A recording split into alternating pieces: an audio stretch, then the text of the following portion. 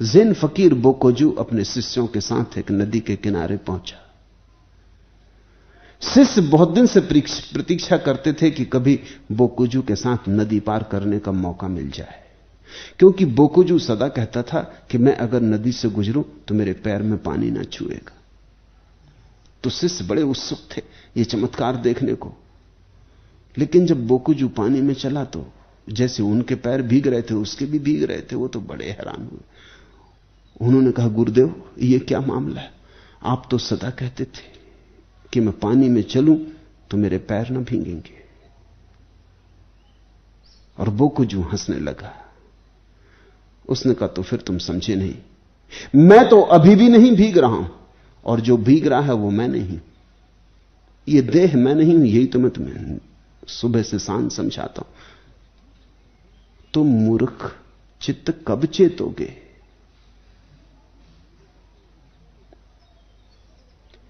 मैं तो अभी भी अनभींगा हूं,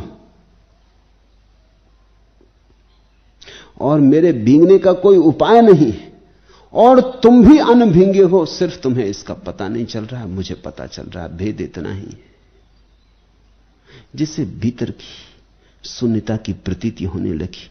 तूफान आए, निश्चित ही शरीर तो कंपेगा, कंपन होंगे, लेकिन भीतर उस शून्य में कुछ भी ना होगा। जो मिट गया उससे कुछ हो कैसे सकता है? इसलिए तो ज्ञानी को हम कहते हैं जो जीते जी मर गया, जो मरा हुआ जी रहा, जिसके भीतर अब कुछ बचा नहीं। अष्टावक्र का सूत्र देखा, बोलने वाले वाचाल मौन हो जाते, बड़े कर्मठ आलसी जैसे हो जाते।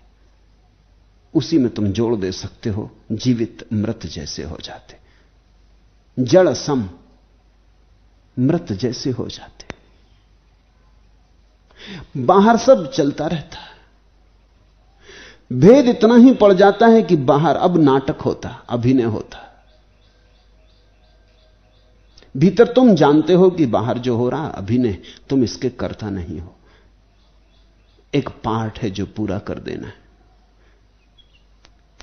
मेरे पास अभिनेता आते हैं, मुझसे पूछते हैं कि हमें बताएं कि हमारी अभिनय की कला कैसे कुशल हो जाए। तो उनसे मैं कहता हूं, मेरे पास एक सूत्र है।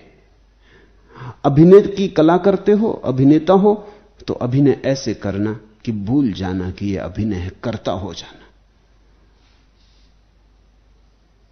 तो सच्चा हो जाएगा अभिनय, और तब उसमें प्राण बढ़ जाएंगे। और यही मैं कहता हूं सभी से कि जीवन में इस तरह चलना कि जैसे अभिनय। शिथिल हो जाएंगे हाथ, संबंध ढीले हो जाएंगे। अगर अभिनय को सच्चा करके दिखलाना हो तो कर्ता बन जाना, और अगर सच्चाई को माया सिद्ध कर देना हो तो अकर्ता बन जाना, अभिनय मान लेना। तुम जरा कोई काम करके तो देखो अभिनेता की तरह, तुम बड़े हैरान होगे। अपूर्व रस झरेगा, बड़ी भीनी भीनी गंध उठेगी। आज घर जाओ लौटकर तो तय कर लेना कि 3 घंटे अभिनेता की तरह करेंगे। पत्नी को गले लगाएंगे मगर ऐसे जैसे अभिनेता लगा था।